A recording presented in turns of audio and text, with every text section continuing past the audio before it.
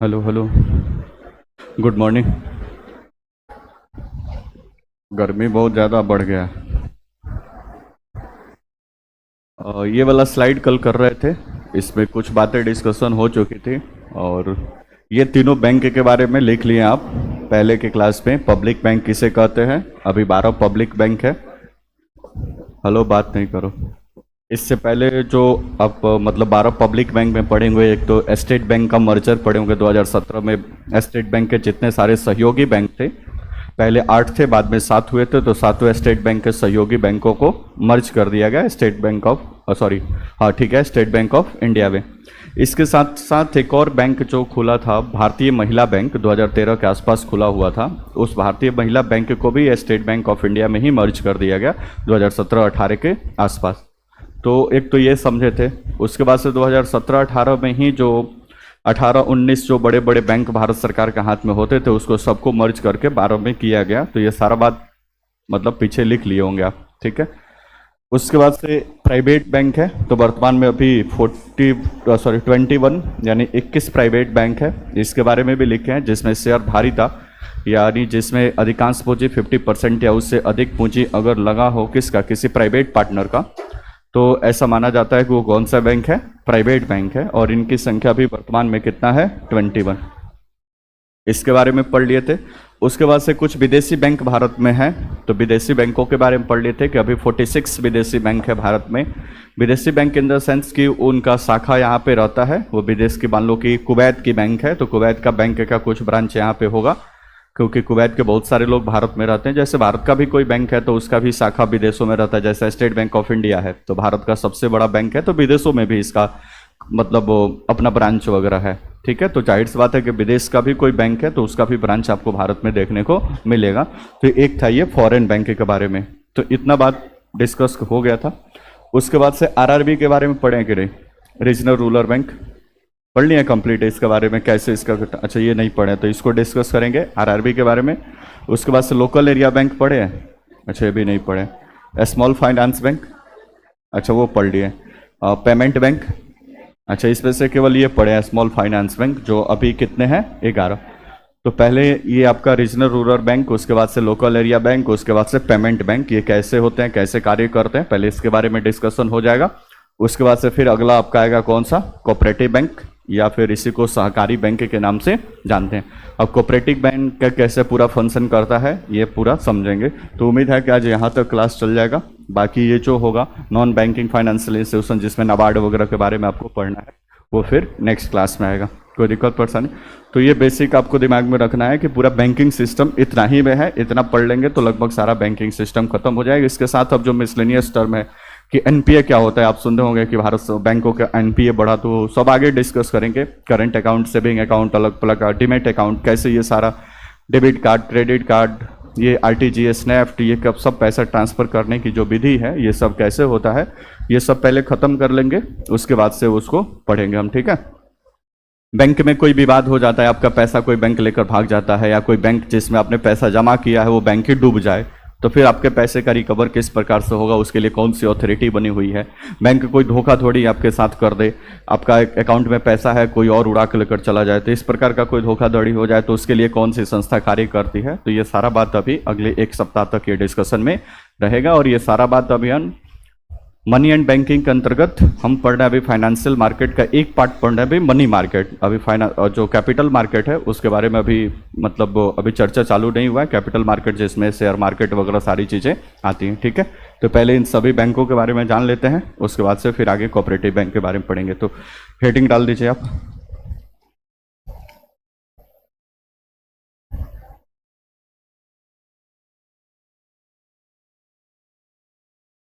Regional rural bank, RRB या क्षेत्रीय ग्रामीण बैंक।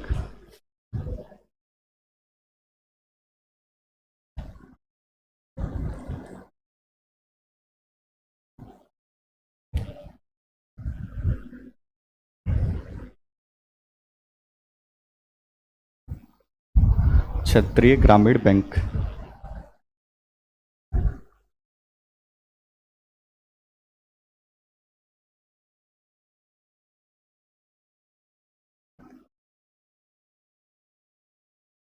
क्षेत्रीय ग्रामीण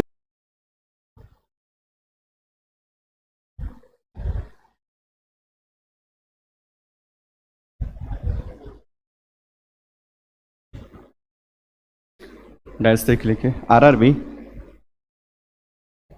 आरआरबी आरआरबी भारत के सरकारी स्वामित्व वाले, मतलब इस पे मालिकाना हक सरकार का है। आरआरबी भारत के सरकारी स्वामित्व वाले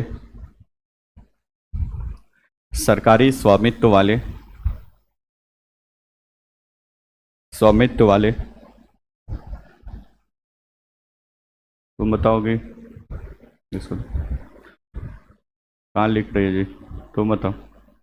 हाँ, ये शेड्यूल बैंक है कि नहीं आरआरबी?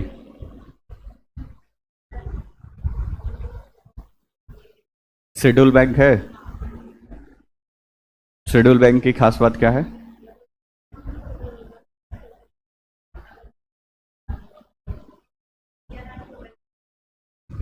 अनुसूचित बैंक बस उसे कहते हैं जो आरबीआई के सेकंड शेड्यूल में शामिल है, बाकी और कुछ नहीं दिमाग, बाकी अब सारा चीज फॉलो करेगा। ठीक। सरकारी स्वामित्व वाले अनुसूचित वाणिज्यिक बैंक है। सरकारी स्वामित्व वाले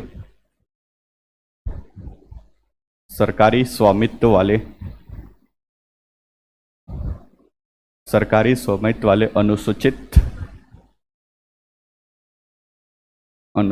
वाणिज्यिक बैंक है। अनुसूचित वाणिज्यिक बैंक है जो भारत के विभिन्न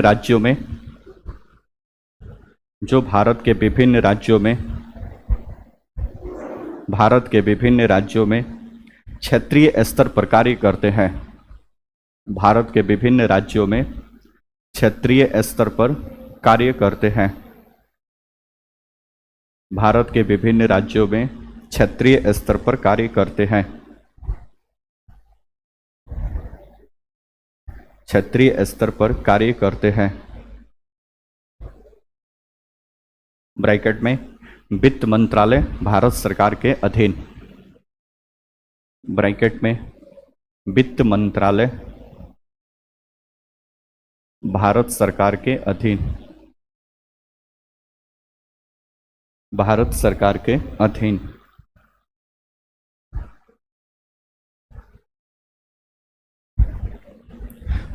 पैराग्राफ चेंज करके लिखिए। ये मतलब आरआरबी ये बुनियादी बैंकिंग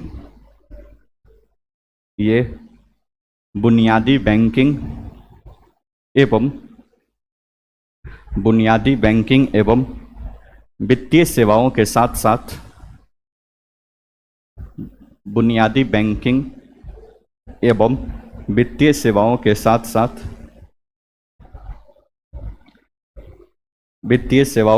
साथ ग्रामीण क्षेत्रों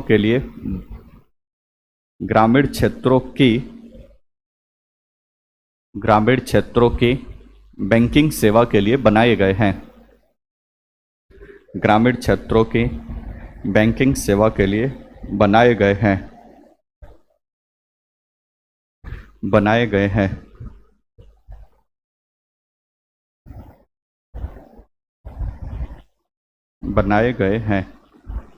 पूर्ण विराम।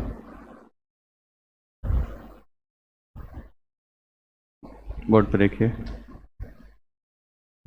बोर्ड पे अब 1975 में इस बैंकिंग सिस्टम को डेवलप किया गया है। 2 अक्टूबर 1975 को मुरादाबाद का एक क्षेत्र है, मुरादाबाद उत्तर प्रदेश में पहला आरआरबी बैंक खोला गया जिसका नाम था प्रथमा ग्रामीण बैंक। ठीक है। अब ये रीजनल रूरल ग्रामीण बैंक या क्षेत्रीय ग्रामीण बैंक कैसे काम करते हैं बोर्ड पर देखिए। जैसे मान लीजिए यूनिवर्सल बैंक है, इस कैटेगरी में हम पढ़े थे, ये आपका जो है यूनिवर्सल बैंक है, तो ये सभी प्रकार की सेवाएं आपको प्रदान करता है। सभी प्रकार की सेवाएं प्रदान करने के साथ साथ इसका जो ऑफिस है भारत में कहीं पे भी खोल सकता है। भारत के साथ साथ ये चाहे तो विदेशों में भी अपनी सर्विसेज दे सकता है, इसलिए यूनिवर्सल है, यानी सारा काम कर सकता है, सभी जगह पर अपनी सेवा दे सकता है। लेकिन इसका नाम ही है डिफरेंशियल बैंक, मतलब इससे ये थोड़ा सा अलग होगा। जिसमें सबसे पढ़ रहे हैं अभी आरआरबी या रीजनल रूरल बैंक के बारे में। तब इसकी खास बात है कि स्पेशली ग्रामीण क्षेत्रों में बैंकिंग सेवाओं को आगे बढ़ाने के लिए, क्योंकि 1975 की बात है जब पहली बार ये आरआरबी की स्थापना की गई, तो ग्रामीण क्षेत्रों में बैंकिंग सेवाओं को बढ़ाने के लिए कि छोटे फार्मर्स, छोटे उद्योगकर्ता या छोटे छोटे जो स्मॉल बिजनेस करने वाले लोग हैं उनको आसानी से लोन प्राप्त हो जाए, या फिर उनका सेविंग का पैसा एक सही जगह पे मतलब वो जमा हो जाए, इन सब उद्देश्यों को फुलफिल करने के लिए ग्रामीण लेवल पे या गांव लेवल पे ये क्षेत्रीय ग्रामीण बैंक की स्थापना का मतलब मोटिव लाया गया। कोई दिक्कत परेशानी? पहला ग्रामीण बैंक खुला 2 अक्टूबर 1975 को। ये मुरादाबाद डिस्ट्रिक्ट उत्तर प्रदेश में प्रथमा ग्रामीण बैंक के नाम से खुला। अभी वर्तमान में बात करें तो लगभग 43 ग्रामीण बैंक है, और जो भी ग्रामीण बैंक होता है उस स्टेट लेवल पे ही काम करता है, वो स्टेट से बाहर काम नहीं करेगा। जैसे बिहार में 2 ग्रामीण बैंक काम करता है, उत्तर बिहार ग्रामीण बैंक और दक्षिण बिहार ग्रामीण बैंक। वैसे ही उत्तर प्रदेश में 3 ग्रामीण बैंक काम करता है। तो अलग अलग स्टेट में अलग अलग प्रकार से ग्रामीण बैंक काम करते हैं। अब वो उत्तर बिहार और दक्षिण बिहार 2 यहाँ पे, 3 यूपी में, ऐसे ऐसे स्टेट में अलग है। भारत के 2 स्टेट ऐसे हैं जहाँ पे कोई भी ग्रामीण बैंक नहीं है, एक है गोवा और दूसरा है सिक्किम। तो भारत के 2 राज्य अभी भी ऐसे हैं जहाँ पे कोई भी ग्रामीण बैंक की आवश्यकता नहीं है, क्योंकि उनका क्षेत्रफल भी कम है, पॉपुलेशन भी कम है। बाकी जो यूनिवर्सल बैंक है उन्हीं से सारा काम उनका चल जाता होगा। पहली बात तो 2 अक्टूबर 1975 में प्रथमा ग्रामीण बैंक मुरादाबाद उत्तर प्रदेश में पहला रीजनल रूरल बैंक खुला। उसके बाद से इसके लिए एक्ट लाया गया 1976 में, ठीक है। तो 2 अक्टूबर 1975 को तो ये पहला खुल गया। 1975 को कहाँ पे? प्रथमा ग्रामीण बैंक, कहाँ पे? मुरादाबाद उत्तर प्रदेश में। लेकिन इसके लिए जो एक्ट लाया गया वो एक्ट लाया गया 1976 में। इंदिरा गांधी की सरकार थी इस समय, इमरजेंसी भी लगी हुई थी। तो 1976 में एक्ट लाया गया ग्रामीण बैंकों के रूल और रेगुलेशन तमाम चीज़ों को देखने के लिए और फिर इसको आगे बढ़ाने के लिए। तो ध्यान रखना है 2 अक्टूबर 1975 को पहला ग्रामीण बैंक खुला है, जबकि इसके लिए एक्ट लाया गया कब? 1976 में। कोई दिक्कत परेशानी? भारत के सभी स्टेट में लगभग ग्रामीण बैंक है, लेकिन 2 स्टेट ऐसे हैं, गोवा और सिक्किम, जहाँ पे कोई भी ग्रामीण बैंक अभी या कभी वहाँ पे नहीं रहा है। वर्तमान में ग्रामीण बैंकों की संख्या, रीजनल रूरल बैंकों की संख्या कितना है? 43, जिसमें से 2 अपने बिहार में है, उत्तर बिहार ग्रामीण बैंक और दक्षिण बिहार ग्रामीण बैंक। इतना तो कोई दिक्कत परेशानी? अब 2 बात, ये रीजनल रूरल बैंक के ऊपर आरबीआई का कोई कंट्रोल और बाकी सारी चीजें हैं कि नहीं? तो 2 बात देखिए, इसके पूरे बैंकिंग सिस्टम को प्रबंधन करने का काम, मैनेजमेंट करने की जिम्मेदारी नाबार्ड के ऊपर है। नाबार्ड बैंकिंग सिस्टम में पढ़े तो ऑल इंडिया फाइनेंशियल इंस्टीट्यूशन में ये आता है, तो नाबार्ड के ऊपर है इसकी प्रबंधन करने की जिम्मेदारी कि स्टाफ कैसे काम करेंगे, इनका भवन बिल्डिंग कैसे, सारी चीज़ें होंगी, कितने कितने को कैसे लोन देना है, ये सारा करने की जिम्मेदारी किसके पास है? नाबार्ड के पास। परंतु ये आरबीआई के गाइडलाइन को फॉलो करते हैं, क्योंकि इस श्रेणी में हम जब बैंकिंग के बारे में आप लिखे हैं तो ये बैंक एक कमर्शियल बैंक है। कमर्शियल बैंक में भी ये शेड्यूल कमर्शियल बैंक है, तो जाहिर सी बात है कि शेड्यूल कमर्शियल बैंक है तो इसको फिर शेड्यूल कमर्शियल बैंक की सारी चीज़ें क्या करनी पड़ेगी? फॉलो करनी पड़ेगी। तो इसके ऊपर रूल रेगुलेशन जो भी सारी चीज़ें हैं, एक तो आपका लागू होता है आरबीआई एक्ट 1934 का जो भी प्रावधान है सब इस पे एप्लीकेबल होगा। बैंकिंग रेगुलेशन एक्ट 1949 की सारी बातें इस पे एप्लीकेबल होगी। इसके साथ साथ आरआरबी एक्ट 1976 में अब जो बातें लिखी गई हैं कि ये स्पेशली कौन कौन काम करेगा, वो भी सारा बात इसके ऊपर क्या होगा? अप्लाई होगा। तो इसका कंट्रोल और कमांड या रूल रेगुलेशन जो भी है, ये सारा काम कौन देखता है? Reserve bank of India. परंतु इसका प्रबंधन का काम किसके ऊपर है? नाबार्ड के ऊपर है। इसका पूरा प्रबंधन या मैनेजमेंट का काम कौन करता है? नाबार्ड करता है। कोई दिक्कत परेशानी? इसकी स्थापना के लिए एम नरसिम्हन समिति बैंकिंग सेक्टर में 2 बार बना है, एम नरसिम्हन समिति फर्स्ट और एम नरसिम्हन समिति सेकंड। तो पहली बार जब बना था तो उन्हीं ने ही मतलब उसी समिति ने यह सुझाव दिया था कि आरआरबी को मतलब रीजनल रूरल बैंक या ग्रामीण क्षेत्रों में बैंकिंग सर्विसेज को बढ़ाने के लिए इसकी स्थापना की जानी चाहिए। यहाँ तो कोई दिक्कत परेशानी? अब इसमें कैपिटल किस तरह से लगा होता है, पूंजी की धारिता किस प्रकार से, बोर्ड पे देखिए। अब जो भी आरआरबी बैंक होगा और जो भी पैसा उसमें लगा होगा, जो भी आरआर बैंक, तो 100% पैसा लगा होगा जो भी उसमें, तो ये किस तरह से डिस्ट्रीब्यूट होता है? तो इसमें 50% पैसा सेंट्रल गवर्नमेंट का होता है। इसका भाई सेंट्रल गवर्नमेंट का कितना हिस्सा होता है? 50%। और आप पहले से ही जानते हैं कि अगर किसी भी बिजनेस या किसी भी फॉर्म में 50% या उससे अधिक जिसका पैसा है फिर उसी के नाम से जाना जाएगा। इसलिए पहला ही लाइन लिखे हैं कि सरकारी स्वामित्व वाले, मतलब ये भी सब ये बैंक किसके हाथ में है? सरकार के हाथ में। और सरकार के स्पेशली वित्त मंत्रालय जो है इनके सारे फंक्शंस और सारी चीज़ों को क्या करता है? निर्धारित करता है। तो इसमें सेंट्रल गवर्नमेंट का 50% पैसा यानी 50% पैसा लगा हुआ है, कोई दिक्कत परेशानी। जिस एस्टेट में ये फंक्शन करेगा उस एस्टेट का मतलब उस एस्टेट का 15% पैसा लगा होगा। कितना भाई? 15% पैसा उस एस्टेट का लगा होगा, उस राज्य का लगा होगा, कोई दिक्कत परेशानी। और बाकी जो रिमेनिंग 35% जो पैसा है, तो जो स्पॉन्सर्ड बैंक है, स्पॉन्सर्ड बैंक जो इसको स्पॉन्सर करेगा, मतलब इसकी सारी ब्रांच और सारी चीज़ों के मैनेजमेंट पे थोड़ा ध्यान देगा, तो एक स्पॉन्सर्ड बैंक इसके लिए नियुक्त किया जाता है। बाकी जो पैसा 35% है वो किसका लगेगा? Sponsored bank. जैसे मान लीजिए कि उत्तर बिहार ग्रामीण बैंक है, उत्तर बिहार ग्रामीण बैंक, यूबीजीबी इसको शॉर्टकट में बोलते हैं। अब उत्तर बिहार ग्रामीण बैंक की अगर बात करें तो उत्तर बिहार ग्रामीण बैंक में इसमें से 50% हिस्सेदारी किसकी है? सेंट्रल गवर्नमेंट की, 15% नीतीश कुमार बिहार गवर्नमेंट की, और बाकी जो रिमेनिंग 35% बच गया ये सेंट्रल बैंक ऑफ इंडिया, क्योंकि उत्तर बिहार ग्रामीण बैंक है तो इसका जो स्पॉन्सर्ड बैंक है वो कौन है? Central bank of India. तो बाकी 35% किसका है? सेंट्रल बैंक ऑफ इंडिया का। यहाँ तक कोई दिक्कत? फिर इसका पूरा फंक्शन वगैरह चलता है। जो यूनिवर्सल बैंक है, प्रायोरिटी सेक्टर लेंडिंग, पीएसएल, आगे एक शब्द पढ़ेंगे। ये जैसे अभी आप रिजर्वेशन का नाम सुनते हैं, वैसे बैंकिंग का लोन देने के लिए भी कुछ रिजर्वेशन जैसे प्रावधान किया गया है, ठीक है। तो जो हमारे यूनिवर्सल बैंक है वो 40%, मतलब अपने लोन जितना वो लोन घुमाएंगे उसका 40% लोन छोटे छोटे व्यापारियों, किसानों और इस प्रकार के लोगों को वो लोन देंगे। वो आरबीआई ने फिक्स कर रखा है कि आप जो भी लोन घुमाएंगे 40% इस सेक्टर को आपको, किसानों को, फिर छोटे मजदूरों को, फिर छोटे उद्योगकर्ता को, इन सभी को आपको क्या करना है? लोन देना है। लेकिन जितने सारे डिफरेंशियल बैंक है और स्पेशली आरआरबी के ऊपर ये 40% ना होकर ये कितना परसेंट? 75%। यानी ये अपना जितना लोन घुमाएगा उस लोन का 75% हिस्सा छोटे छोटे किसानों, छोटे छोटे मजदूरों, छोटे छोटे उद्योगपतियों, यानी छोटा छोटा बिजनेस जो सेटअप करना चाहता है उनको सारा लोन क्या करेगा? प्रोवाइड करेगा। स्पेशली कहाँ पे? ग्रामीण क्षेत्रों में, जिसको जरूरत है वो लोन यहाँ से लेकर जाएगा।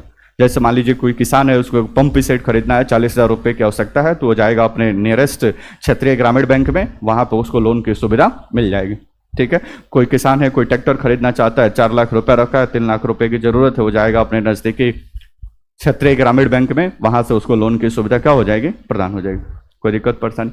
तो इस तरह से पूरा हमारा आरआरबी या रीजनल रूरल बैंक पूरी तरह से काम करते हैं। वैसे ही एक साउथ बिहार ग्रामीण बैंक है, साउथ बिहार ग्रामीण बैंक, जिसमें से 50% पैसा सेंट्रल गवर्नमेंट का, 15% पैसा स्टेट गवर्नमेंट नीतीश कुमार का, और बाकी जो रिमेनिंग 35% पैसा है ये पंजाब नेशनल बैंक इसका स्पॉन्सर्ड बैंक है, तो बाकी 35% पैसा पंजाब नेशनल बैंक का लगा हुआ है। तो आप अपने क्षेत्र में, चूंकि आप उत्तर बिहार में रहते हैं, तो आप अपने क्षेत्र में जो भी ग्रामीण बैंक आप देखेंगे आपके चौक चौराहे पे, तो उस पर लिखा होगा क्षेत्रीय ग्रामीण बैंक, रीजनल रूरल बैंक, और उसके नीचे कहीं कॉर्नर पे लिखा होगा इसको स्पॉन्सर्ड बैंक का नाम वहीं पे मेंशन होगा। यहां तक बात समझ में आ गया? ठीक है। पहले ये सब मतलब ये भी अब डिजिटलाइज हो गए हैं पूरी तरह से। ये ATM card, debit card, credit card सारी चीज़ें अब ये फॉलो करते हैं।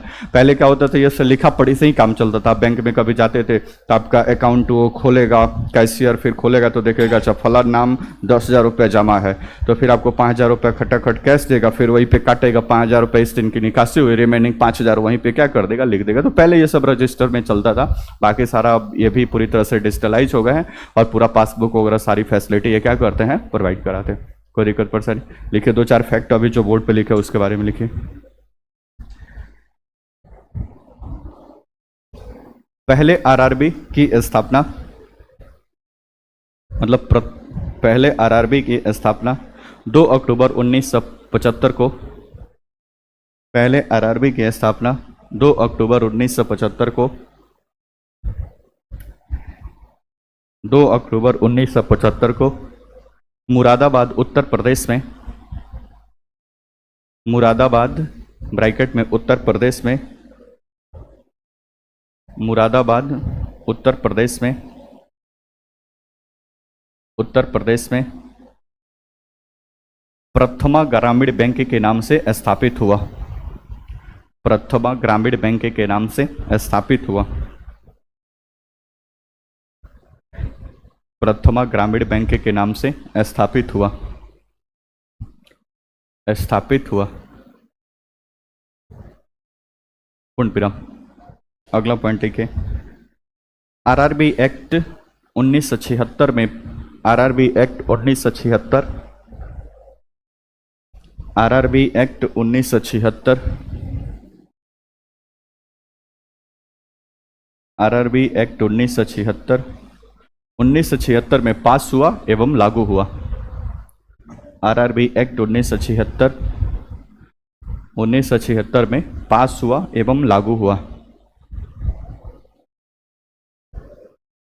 नेक्स्ट पॉइंट, सिक्किम और गोवा में कोई भी आरआरबी नहीं है, मतलब क्षेत्रीय ग्रामीण बैंक नहीं है।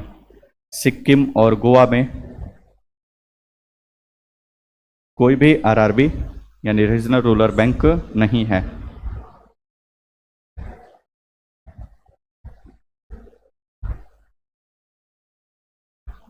अगला पॉइंट लिखिए, आरआरबी का नियमन एवं या संचालन, आरआरबी का नियमन या संचालन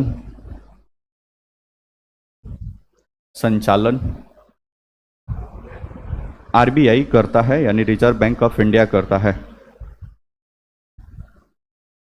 रिजर्व बैंक ऑफ इंडिया करता है। नेक्स्ट पॉइंट, आरआरबी का प्रबंधन एवं पर्यवेक्षण, आरआरबी का प्रबंधन या पर्यवेक्षण नाबार्ड द्वारा किया जाता है।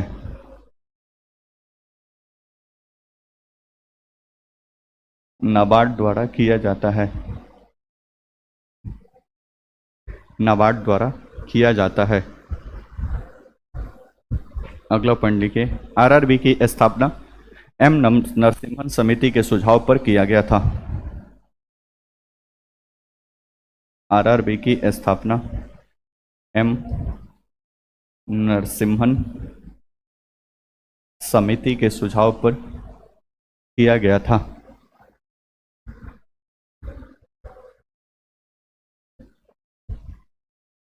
किया गया था। अगला पॉइंट लिखिए, छोटा सा हेडिंग ऊपर डालकर ये फ्लो चार्ट बना लीजिए। आरआरबी में पूंजी अनुपात, आरआरबी में पूंजी अनुपात मतलब किसका कैपिटल कितना लगा हुआ है। 100% में 50% सेंट्रल गवर्नमेंट का, 15% स्टेट गवर्नमेंट का, और ये है आपका स्पॉन्सर्ड बैंक का 35% बनाइए।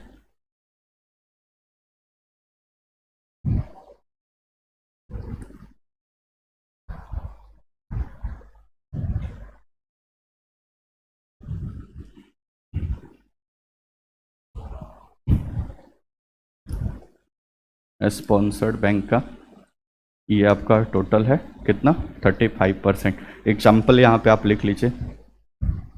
एग्जाम्पल, उत्तर बिहार ग्रामीण बैंक। उत्तर बिहार ग्रामीण बैंक में 50% पैसा सेंट्रल गवर्नमेंट का, 15% पैसा बिहार सरकार का, बिहार गवर्नमेंट का, और बाकी जो रिमेनिंग 35% है वो central bank of India CBI का है। एग्जाम्पल में लिख लीजिएगा जैसे।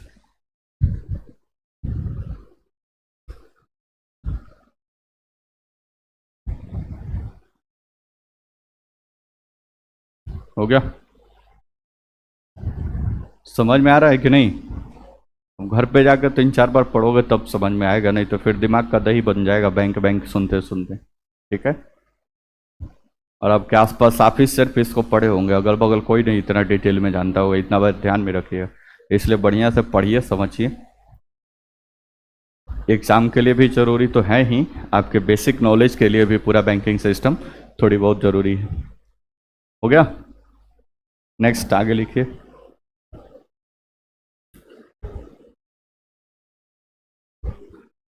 इसको स्पॉन्सर मतलब प्रायोजक बैंक बोलते हैं। प्रायोजक बैंक। और ये जब भी होगा कोई सरकारी या गवर्नमेंट का या मतलब इसका जो भी प्रायोजक होगा ये सार्वजनिक क्षेत्र का ही कोई बैंक हो सकता है। सार्वजनिक क्षेत्र का बैंक ही प्रायोजक बन सकता है।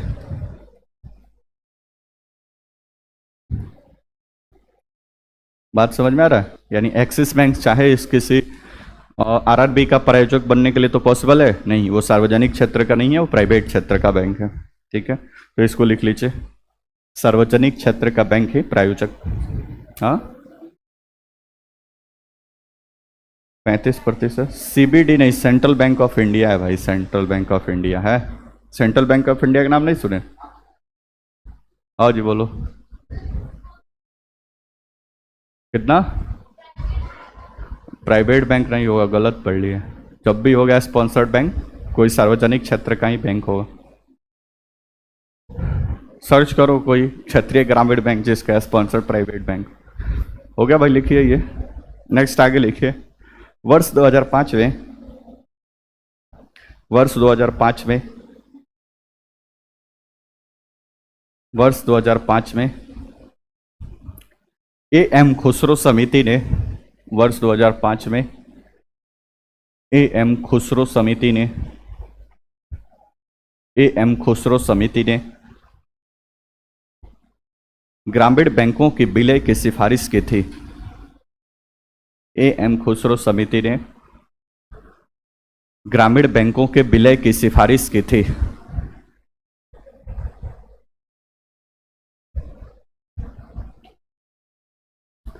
सिफारिश की थी। बस इस समिति का ध्यान में रखिएगा कि बैंकिंग सेक्टर और स्पेशली आरआरबी से ये संबंधित है। ठीक है, तो ये था आपका पूरा आरआरबी का कथा कहानी। 1975 में प्रथमा ग्रामीण बैंक मुरादाबाद उत्तर प्रदेश से चालू हुआ। 1976 में इसके लिए कानून बना। इसकी सबसे मेन फंक्शन ये है कि ग्रामीण क्षेत्रों में बैंकिंग सर्विसेज को आगे बढ़ाएगा। 75% अपना लोन जो है वो पीएसएल, प्राइवेट सेक्टर लेंडिंग में घुमाएगा। इसके साथ साथ सिक्किम और गोवा में कोई नहीं है। इसका एक पूंजी का जो कैपिटल का अनुपात होता है कुछ इस प्रकार से 50%, चूंकि सेंट्रल गवर्नमेंट का पैसा लगा है इसलिए इसका वित्त मंत्रालय, केंद्र सरकार का पूरा इस पे मॉनिटरिंग रहता है। इसके लिए रूल रेगुलेशन जितना सारा चीज़ें आरबीआई निर्धारित करता है, लेकिन इसका सारा प्रबंधन का काम कौन करता है? नाबार्ड के द्वारा किया जाता है। यहाँ तक कोई दिक्कत? नो दिक्कत। तो इस लिस्ट में अगर बात करें तो इस लिस्ट में हम आरआरबी को कंप्लीट कर लिए हैं। अब आगे जो ये आरआरबी हो गया, अब नेक्स्ट लिखेंगे इसमें लोकल एरिया बैंक। हेडिंग डालिए, लोकल एरिया बैंक।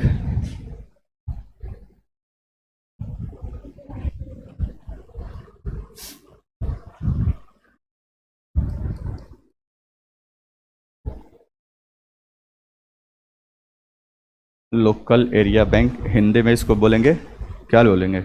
स्थानीय क्षेत्र बैंक। ठीक है, शॉर्टकट इसका लोकल एरिया बैंक, LAB।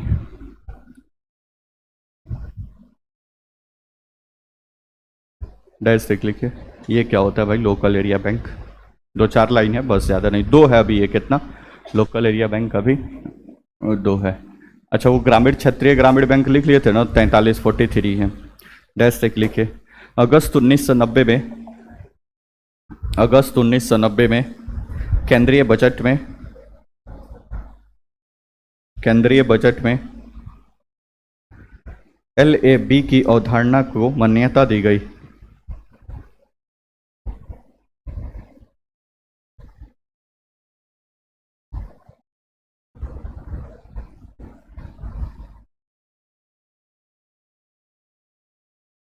अगस्त 1990 में केंद्रीय बजट में LAB की अवधारणा को मान्यता दी गई। लोकल एरिया बैंक की अवधारणा को मान्यता दी गई। पूर्ण विराम। अगला पॉइंट 1995-96 में, 1995-96 में 10 लोकल एरिया बैंक, सॉरी 1995-96 में भारत सरकार द्वारा, भारत सरकार द्वारा, भारत सरकार द्वारा 10 लोकल एरिया बैंक की स्थापना की गई। भारत सरकार के द्वारा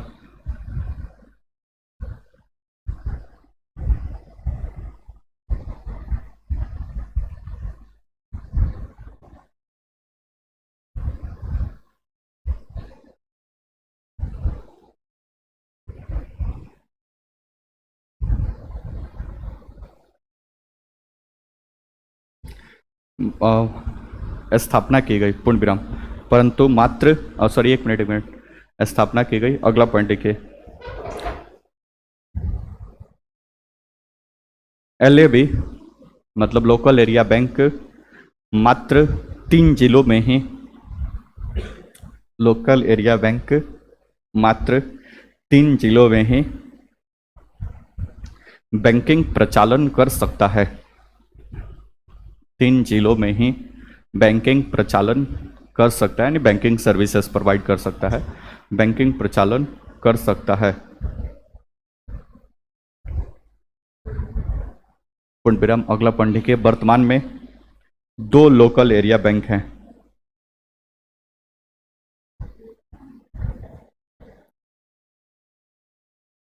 दो लोकल एरिया बैंक हैं।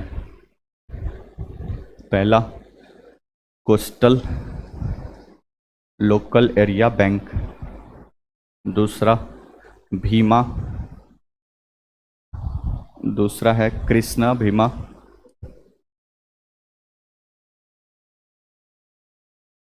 कृष्णा भीमा समृद्धि लोकल एरिया बैंक। ये 2 ही अभी कार्यरत हैं।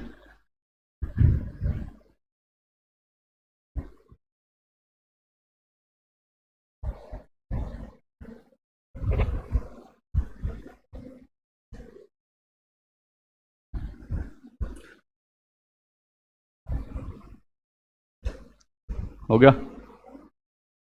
नेक्स्ट आगे लिखिए, आगे क्या लिखेंगे? स्मॉल फाइनेंस बैंक लिख लियो, दिखाओ कितना लिखे हो थोड़ा। मिनिमम 2 करोड़ पूंजी चाहिए, कम से कम 10 वर्षों का कम हो सकता है इनके पास निम्नलिखित जैसे। अच्छा ठीक है, 3-4 लाइन लिखे, दोबारा हेडिंग डाल के लिखिए और थोड़ा सा डिटेल देते हैं आपका। स्मॉल फाइनेंस बैंक, लघु वित्त बैंक, स्मॉल फाइनेंस बैंक या लघु वित्त बैंक, लघु वित्त बैंक।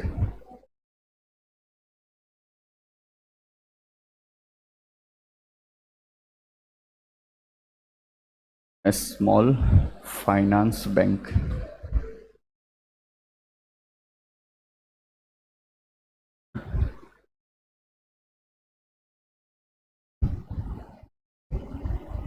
डैश देख लिखिए, इसका नाम ही है स्मॉल फाइनेंस बैंक, तो सामान्यतः छोटे छोटे लोगों को टारगेट करेगा। डैश देख लिखिए, भारत में small finance bank SFB, Bharat में SFB छोटे व्यवसायियों, SFB छोटे व्यवसायियों,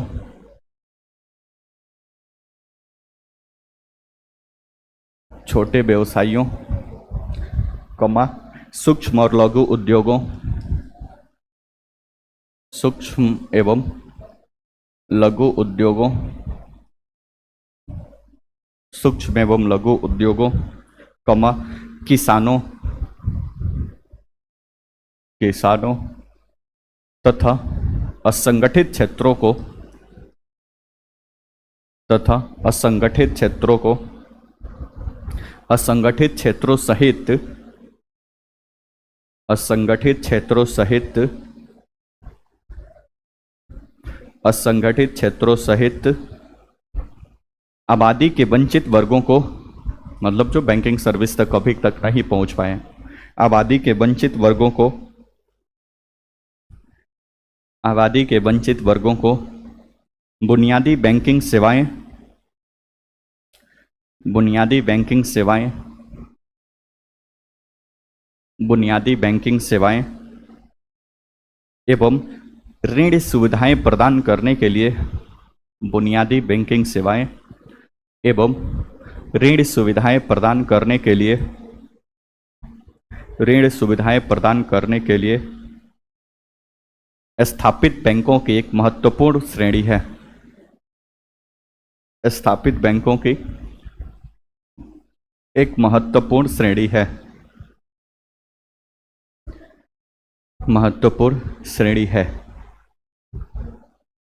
नेक्स्ट पॉइंट, ये भारतीय रिजर्व बैंक आरबीआई द्वारा विनियमित होते हैं। ये आरबीआई द्वारा विनियमित होते हैं। विनियमित होते हैं। अगला पॉइंट, न्यूनतम पूंजी कितना, पीछे तो लिखे उन्होंने न्यूनतम पूंजी 200 करोड़। अनुभव या एक्सपीरियंस इनको चाहिए, अनुभव 10 वर्ष का, लिखिए न्यूनतम पूंजी 200 करोड़, अनुभव 10 वर्षों का, मतलब बैंकिंग सेक्टर में छोटे मोटे काम करने का 10 वर्षों का। एनबीएफसी के रूप में लिख सकते हैं, नॉन बैंकिंग फाइनेंशियल कंपनी के रूप में 10 वर्ष के रूप में 10 वर्षों का काम करने का अनुभव हो इनके पास।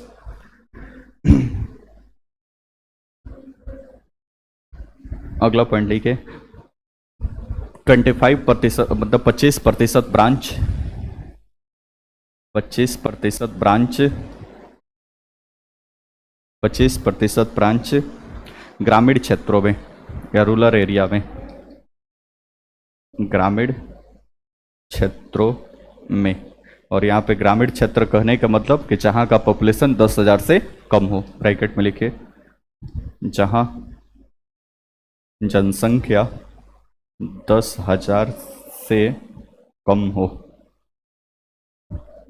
25% ब्रांच ग्रामीण क्षेत्रों में, ब्रैकेट में, जहाँ पे 10,000 से कम जनसंख्या हो।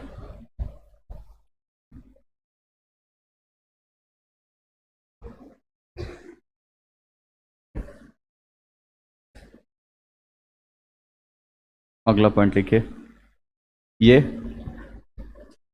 ये जमा स्वीकार करते हैं और लोन दे सकते हैं। ये जमा स्वीकार करते हैं और लोन देते हैं, या मतलब किसी को उधारी भी दे सकते हैं, लोन दे सकते हैं,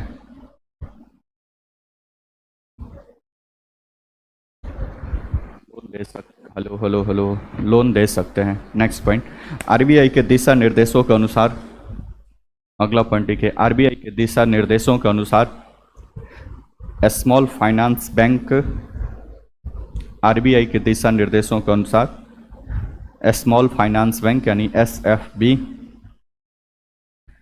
स्मॉल फाइनेंस बैंक कितने अभी, स्मॉल फाइनेंस बैंक अभी हैं 11। दिशा निर्देशों के अनुसार स्मॉल फाइनेंस बैंक अपने कुल ऋण का 75%, दिशा निर्देशों के अनुसार अपने कुल ऋण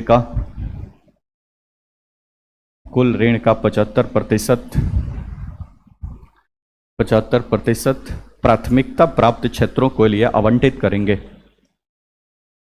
प्राथमिकता प्राप्त क्षेत्रों के लिए आवंटित करेंगे। आगे समझेंगे ये पीएसएल प्रायोरिटी सेक्टर लेंडिंग क्या होता है, आगे इसको पढ़ेंगे। क्षेत्रों के लिए आवंटित करेंगे।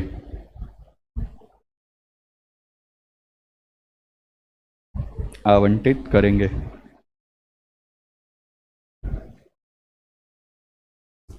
पूर्ण विराम।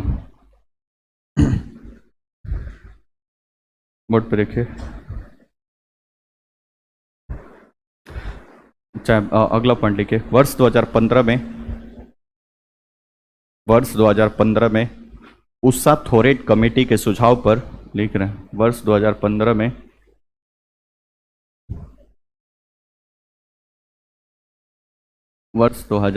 में उषा थोरेट कमेटी के सुझाव पर, उषा थोरेट कमेटी के सुझाव पर 10 स्मॉल फाइनेंस बैंकों की स्थापना की गई। 10 स्मॉल फाइनेंस बैंकों की स्थापना की गई। 10 स्मॉल फाइनेंस बैंकों की स्थापना की गई तथा वर्ष 2016 में पहला स्मॉल फाइनेंस बैंक वर्ष 2016 में पहला small finance bank capital small finance bank.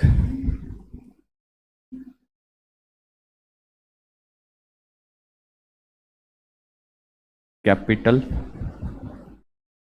Small finance bank की स्थापना की गई। कैपिटल स्मॉल फाइनेंस बैंक की स्थापना की गई।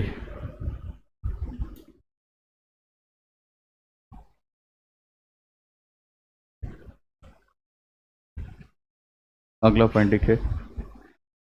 बाद में दो और स्मॉल फाइनेंस बैंक स्थापित हुए। बाद में दो और स्मॉल फाइनेंस बैंक स्थापित हुए। तो कितना हो गया? 10 2 12 स्मॉल फाइनेंस बैंक स्थापित हुए। पूर्ण विराम। अगला पॉइंट देखिए। 1 अप्रैल 2024 को 1 अप्रैल 2024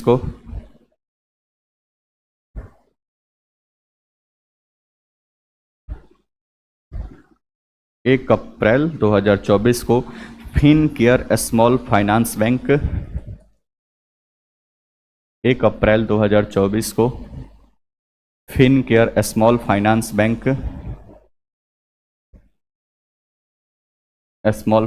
बैंक तथा एयू स्मॉल फाइनेंस बैंक को मर्ज कर दिया गया या मिला दिया गया। एयू स्मॉल फाइनेंस बैंक को मर्ज कर दिया गया या मिला दिया गया, मतलब दोनों एक में हो गए।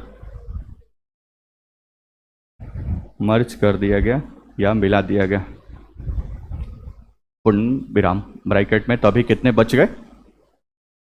11। तो ब्रैकेट में लिख सकते हैं आप वर्तमान में 11। जैसे में कौन कौन स्मॉल फाइनेंस बैंक है? जैसे एक तो पहले यहीं पे लिखे हैं capital small finance bank, Utkarsh small finance bank, AU small finance bank, Ujjivan एक स्मॉल फाइनेंस बैंक है। तो पहले तो दो में, जैसे में इसको ही लिख लीजिए दो में। पहले में आप लिख दीजिए capital small finance bank, example लिख रहे हैं कैपिटल स्मॉल फाइनेंस बैंक। दूसरा में लिख लीजिए एयू स्मॉल फाइनेंस बैंक, और भी लिखना चाहें तो एक उज्जीवन स्मॉल फाइनेंस बैंक है।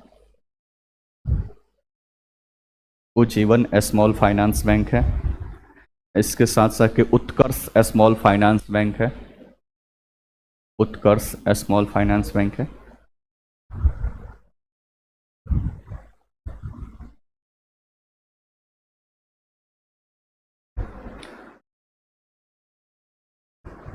पूर्ण विराम। बोर्ड पर देखिए, बोर्ड पे। तो पहले तो यूनिवर्सल बैंक पढ़ लिए, सार्वजनिक, निजी और फॉरेन। तो चूंकि यूनिवर्सल है तो ये सारा काम करेंगे। इनका मेन उद्देश्य प्रॉफिट मोटिव पे काम करते हैं, ज़्यादा से ज़्यादा प्रॉफिट कमाने पे ये अपना विशेष ध्यान लगाते हैं। सरकारी है तो सरकार के हाथ में है तो थोड़ा कम प्रॉफिट पे, लेकिन प्रॉफिट इनका, कमर्शियल बैंक है तो उनका प्रॉफिट ही मेन मोटिव है। दूसरा पढ़ रहे हम डिफरेंशियल बैंक। इसका नाम ही है डिफरेंशियल, विशेषीकृत बैंक या विभेदित बैंक इसको बोलते हैं, मतलब उससे अलग फंक्शन करेगा। ठीक है, अलग फंक्शन करेगा। तो एक पढ़े आरआरबी, जिसका काम है कि क्षेत्रीय ग्रामीण क्षेत्रों में, मतलब छोटे छोटे जो किसान फार्मर्स बाकी लोग हैं उनको क्या करना, लोन प्रोवाइड करना, या फिर उनके लिए बैंकिंग सर्विसेज को क्या करना, बढ़ावा देना। ये सब कुछ चल ही रहा था तब तो 2014 में इधर मोदी जी की सरकार बनी। उसके बाद से आरबीआई को लगा कि अभी भी बहुत सारे ऐसे लोग हैं जो बैंकिंग सेक्टर से छूट गए हैं या बैंकिंग सेक्टर में उन लोगों को शामिल नहीं किया जा चुका है। तब स्मॉल फाइनेंस बैंक की स्थापना करने के लिए सबको गाइडलाइन जारी किया क्या, इस कंडीशन को जो जो भी फॉलो करेगा, यानी जिसका मिनिमम कैपिटल 200 करोड़ हो, वो उसका 10 वर्ष तक किसी एनबीएफसी मतलब नॉन बैंकिंग फाइनेंशियल कंपनी में कार्य करने का एक अनुभव हो, वो अपना पूरा डॉक्यूमेंट जमा करे। फिर उस डॉक्यूमेंट को हम चेक करके फिर बताएंगे कि कौन कौन सा स्मॉल फाइनेंस बैंक बन सकता है। तो लगभग 2014-15 में ये गाइडलाइन जारी हुआ और 15 में लगभग 72 ऐसे लोग थे जो स्मॉल फाइनेंस बैंक की स्थापना करने के लिए अपना एप्लीकेशन क्या किया, दायर किया। अब इन 72 को बिना जांच पड़ताल किए तो सबको नहीं बनाया जा सकता है, इसलिए इस 72 में से जांच पड़ताल करके कि किनको किनको स्मॉल फाइनेंस बैंक बनाया जाए, इसकी जांच पड़ताल करने के लिए कमेटी बनी जिसका नाम है उषा थोरेट कमेटी। एक्स ये चेयरमैन डिप्टी गवर्नर रही हैं आरबीआई का, तो इनके नेतृत्व में कमेटी बनी कि इन 72 बैंक लोगों ने जो एप्लीकेशन दिया है इसमें से आप जांच पड़ताल करके बताइए कि कितने लोगों को स्मॉल फाइनेंस बैंक के रूप में स्थापित किया जाए। फिर इन्हीं के सुझाव पर वर्ष 2016 में 10 स्मॉल फाइनेंस बैंकों की स्थापना हुई, जिसमें से पहला स्मॉल फाइनेंस बैंक था कैपिटल स्मॉल फाइनेंस बैंक। आगे चलकर एक और स्मॉल फाइनेंस 10 वहां पे बन गया, और उसके बाद से एक बना जिसका नाम था, कौन था, तो इसको तो मर्ज किया, मतलब एक और बना, तो टोटल हो गया कितना, 12 हो गया। वर्ष 2024 में फिनकेयर और ईयू स्मॉल फाइनेंस बैंक को दोनों को मर्ज कर गया, तो बच गए अभी कितना, 11। तभी वर्तमान भारत में 11 स्मॉल फाइनेंस बैंक कार्यरत हैं, जिनका मेन काम है, शुरुआत में ही लिखाए हैं क्या काम है भाई, छोटे छोटे व्यवसायियों, सूक्ष्म और लघु उद्योगों, किसानों और असंगठित क्षेत्र, असंगठित मत क्षेत्र, संगठित और असंगठित बताए दो, जो सरकार की डाटा में है वो संगठित है, जो डाटा से बाहर है वो सब क्या है, असंगठित। तो वैसे लोग जो बैंकिंग सर्विसेज से अभी तक वंचित हैं उन सारे लोगों को लोन प्रोवाइड करना और उनके लिए बैंकिंग सर्विसेज को क्या करना, प्रोवाइड करना। यहाँ तो बात समझ में आ गया, बोलो ना जैसे। तो ये पूरा आपका स्मॉल फाइनेंस बैंक है, कोई दिक्कत परेशानी। नेक्स्ट आगे लिखिए, आगे इसमें कौन सा है, तो ये समझ गए आप, आरआरबी समझ गए, लोकल एरिया बैंक समझ गए, स्मॉल फाइनेंस बैंक समझ गए। अब इसमें से चौथा है कौन, पेमेंट बैंक। तो अगला हेडिंग डालिए पेमेंट बैंक।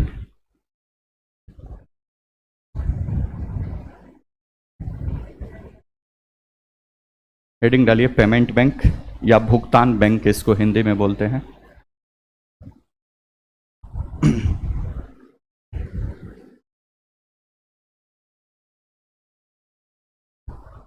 भुगतान और सुकार से रहेगा, भुगतान बैंक, पेमेंट बैंक। शॉर्टकट में इसको पी और बी लिख लीजिए। अभी वर्तमान में कितने हैं, 6। लिखिए पेमेंट बैंक के बारे में।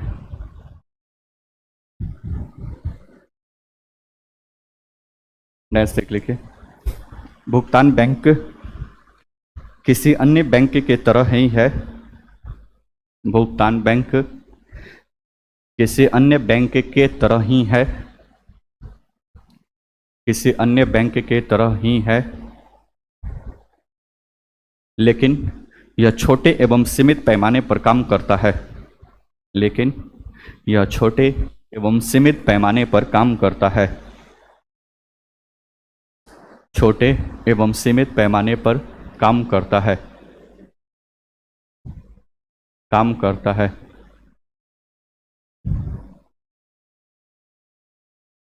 काम करता है। नेक्स्ट पॉइंट, छोटे एवं सीमित पैमाने पे काम करता है। अगला पॉइंट, न्यूनतम पूंजी 100 करोड़, न्यूनतम पूंजी 100 करोड़। अनुभव कुछ इनको चाहिए, एक्सपीरियंस या अनुभव नो, मतलब इसमें कोई एक्सपीरियंस पहले की आवश्यकता नहीं है, अनुभव नो।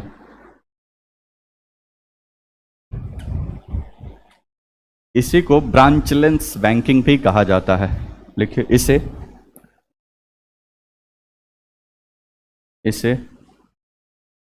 ब्रांचलेस बैंकिंग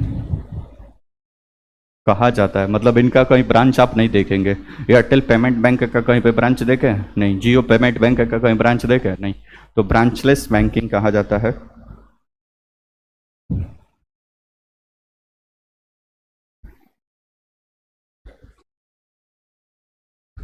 बोर्ड पे देखिए, अब इनका काम क्या है।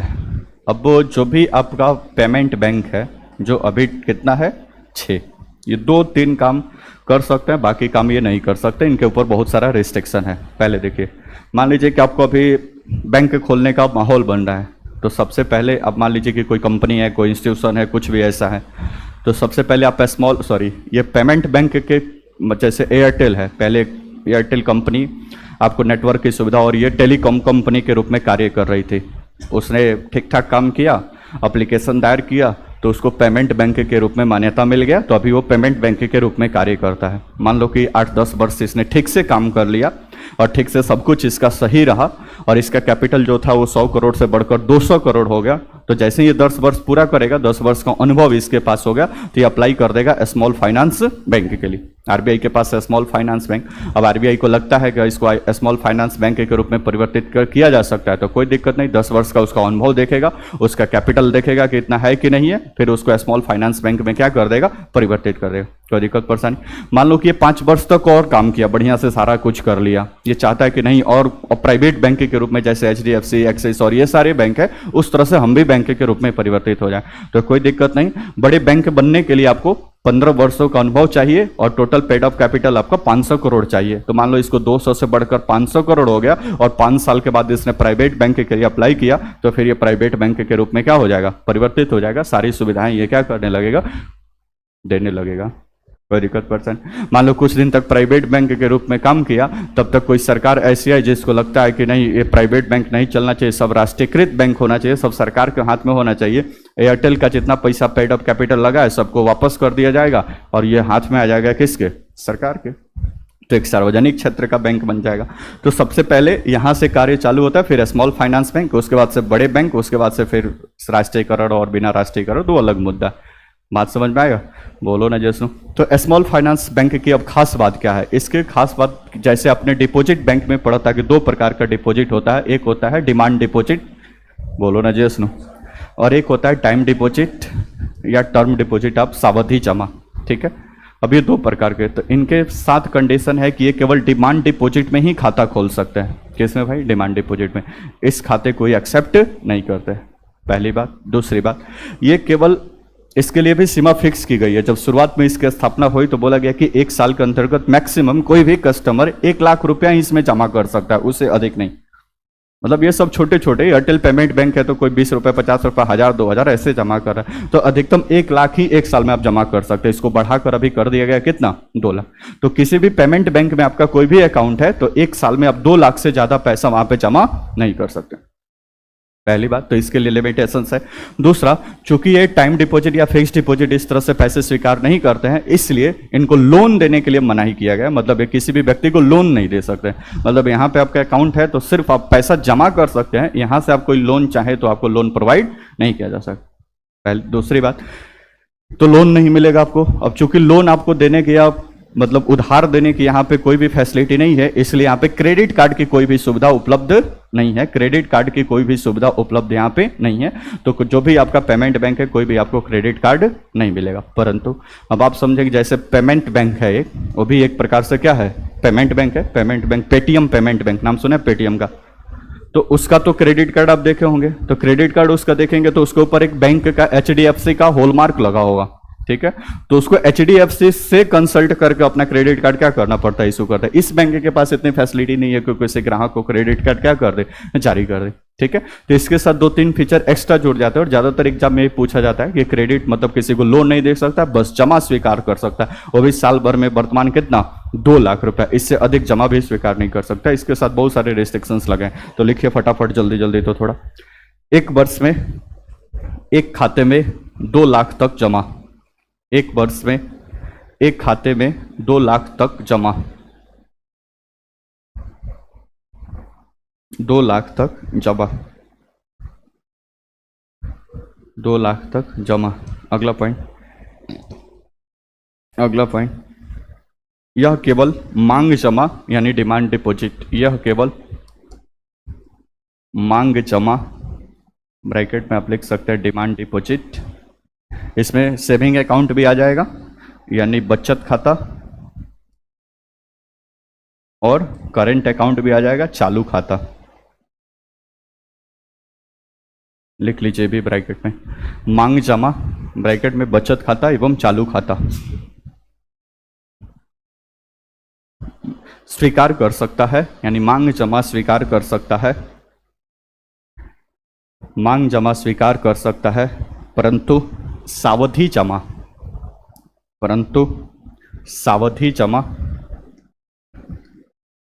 सावधि जमा यानी टर्म डिपॉजिट, सावधि जमा यानी टर्म डिपॉजिट स्वीकार नहीं कर सकता है। सावधि जमा स्वीकार नहीं कर सकता है। सावधि जमा स्वीकार नहीं कर सकता है।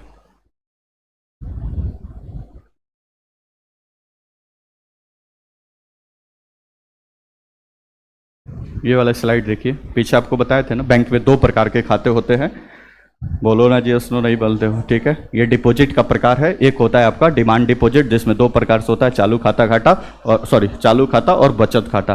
तो जो भी पेमेंट बैंक है, वो पेमेंट बैंक सिर्फ इसी अकाउंट में पैसा, उनको केवल डिमांड डिपॉजिट ही पैसा जमा कर सकते हैं। ये टाइम डिपॉजिट का पैसा वहां पे जमा नहीं होगा। मतलब वो न तो आपका रिकरिंग डिपॉजिट या न तो फिक्स डिपॉजिट, ये दोनों ये स्वीकार नहीं कर सकते। इनके ऊपर बाध्यता लगाई गई है, ठीक है। तो सिर्फ ये स्वीकार करेंगे, यहाँ पे पेमेंट बैंक स्वीकार नहीं करते हैं। अगला पॉइंट लिखिए, यह अधिकांश बैंकिंग कार्य करता है लेकिन ऋण नहीं दे सकता है। ये अधिकांश बैंकिंग कार्य करते हैं लेकिन ऋण नहीं दे सकते हैं या क्रेडिट कार्ड नहीं जारी कर सकते हैं। ये अधिकांश बैंकिंग कार्य करते हैं लेकिन ऋण नहीं दे सकते हैं या क्रेडिट कार्ड जारी नहीं कर सकते हैं। क्रेडिट कार्ड जारी नहीं कर सकते हैं।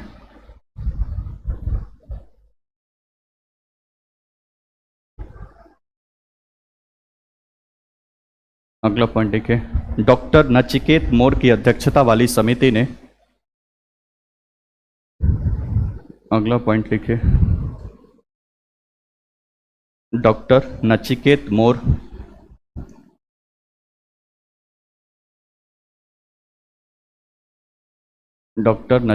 मोर की अध्यक्षता वाली समिति ने, नचिकेत मोर की अध्यक्षता वाली समिति ने निम्न आय वर्ग एवं छोटे व्यवसायों समिति ने निम्न आय वर्ग एवं छोटे व्यवसायों की जरूरतों को पूरा करने के लिए छोटे व्यवसायों की जरूरतों को पूरा करने के लिए छोटे बैंकों की जरूरतों को पूरा करने के आवश्यकताओं को पूरा करने के लिए आवश्यकताओं को या जरूरतों को पूरा करने के लिए भुगतान बैंक स्थापित करने की सिफारिश की थी। भुगतान बैंक व्यवसायों की जरूरतों को पूरा करने के लिए भुगतान बैंक स्थापित करने की सिफारिश की थी।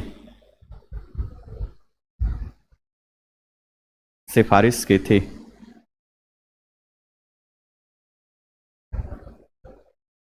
सिफारिश की थी। पूर्ण विराम।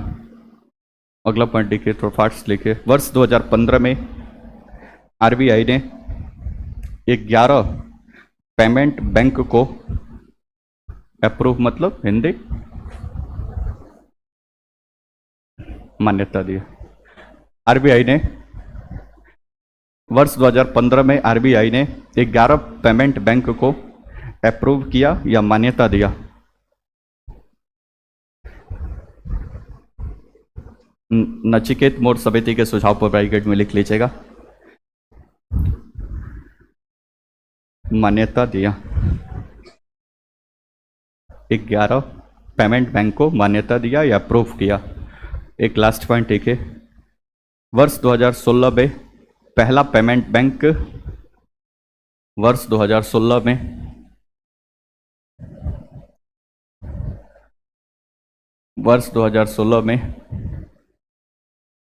पहला पेमेंट बैंक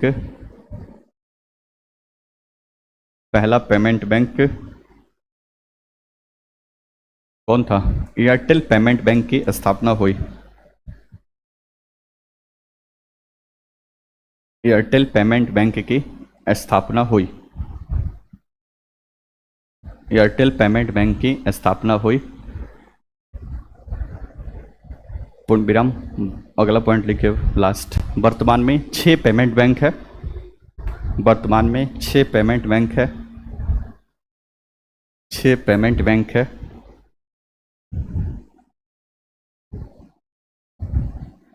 6 पेमेंट बैंक है, लिखिए फटाफट। पहला एयरटेल पेमेंट बैंक, दूसरा जियो पेमेंट बैंक, तीसरा इंडिया पोस्ट पेमेंट बैंक,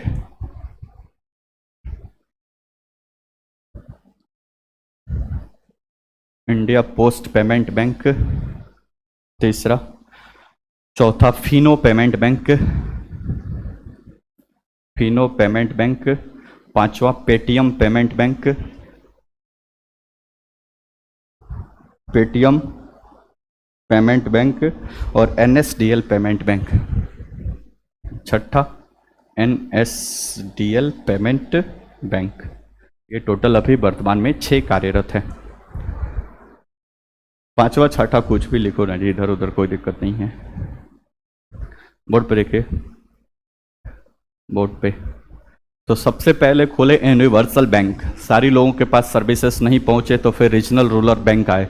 सभी सर्विसेज नहीं पहुंचे तो स्मॉल फाइनेंस बैंक की स्थापना की गई। अभी भी बहुत सारे लोग बैंकिंग सर्विसेज से छूट गए तो फिर आया, उसके बाद से स्मॉल फाइनेंस बैंक के बाद से एक लोकल एरिया बैंक आया, उसके बाद से फिर स्मॉल फाइनेंस बैंक आया। अभी भी कुछ लोग ऐसे हैं जो फोन तो चलाते थे लेकिन बैंकिंग सर्विसेज से दूर थे, तो उनके लिए फिर लाया गया ये पेमेंट बैंक। वर्ष 2014-15 के आसपास गाइडलाइन लेके 41 ऐसे कंपनियों ने, 41 ऐसे इंस्टीट्यूशन ने पेमेंट बैंक बनने के लिए आवेदन दिया। आरबीआई के पास इतना टाइम था नहीं, इसलिए आरबीआई ने एक नचिकेत मोर कमेटी बनाया जिसको ये काम सौंपा गया कि ये 41 जो लोग अप्लाई किए हैं इस पर छाट कर बताइए कि कितने लोगों को पेमेंट बैंक की सुविधा दी जाएगी। फिर उसने पूरा कैलकुलेट करके सारा छाट कर बताया कि इसमें से 11 लोगों को आप पेमेंट बैंक की मंजूरी दे दीजिए। उसके सुझाव पर 11 लोगों के पेमेंट बैंक की मंजूरी दी गई, जिसमें से पहला पेमेंट बैंक खोला एयरटेल पेमेंट बैंक। ठीक है, वर्ष 2016 में। वर्तमान में 6 पेमेंट बैंक है। पेटीएम थोड़ा सा बीच में चर्चा रहा, इसका विवाद क्या रहा वो आप कल के क्लास में समझ लेंगे। बाकी अभी 6 पेमेंट बैंक कार्यरत है। इस प्रकार से डिफरेंशियल बैंक का जो क्लासिफिकेशन है, ये 4 डिफरेंशियल बैंक है आपका, ये वाला पूरा से कंप्लीट हुआ। ठीक है, जिसमें आप पढ़े सबसे पहले आरआरबी के बारे में, उसके बाद से लोकल एरिया बैंक के बारे में, उसके बाद से स्मॉल फाइनेंस बैंक के बारे में, उसके बाद से पेमेंट बैंक के बारे में। तो ये टोटल आपके हो गए कितने? 4 इधर पढ़ लिए, 3 उधर पढ़ लिए, 7। कल के टॉपिक में डिस्कशन होगा कोऑपरेटिव बैंक या schedule cooperative bank, urban local, ये कैसे पूरा फंक्शन करता है, किस तरह से इसका निर्माण होता है, ये पूरा डिस्कशन में आएगा। ये डिस्कशन में आज ही आना था, इसका पूरा स्लाइड यहाँ पे इसका बनकर तैयार है, ये आज ही आना था लेकिन अब आएगा कल। उसके बाद से आगे ये चर्चा जारी रहेगा। बोलो ना जी दोस्तों। तो घर पे आप भी बढ़िया से पढ़ के इसको समझिए कि आपको बैंकिंग सेक्टर की जानकारी आपके पास भी ठीक ठाक हो, और कोई पूछ दे तो पूछ के पछताए कि कहाँ से कहाँ इसे सवाल पूछे हैं, उस लेवल से पढ़ लीजिए और रिवीजन करते रहिए। टेस्ट प्रस्तावित है, कभी भी हो सकता है। ठीक है, कल भी हो सकता है, परसों भी हो सकता है, जब भी हो जाए। ठीक है, इसलिए रिवीजन करते रहिए। ओके, धन्यवाद। मिलते हैं कल, कोऑपरेटिव बैंक डिस्कस होगा।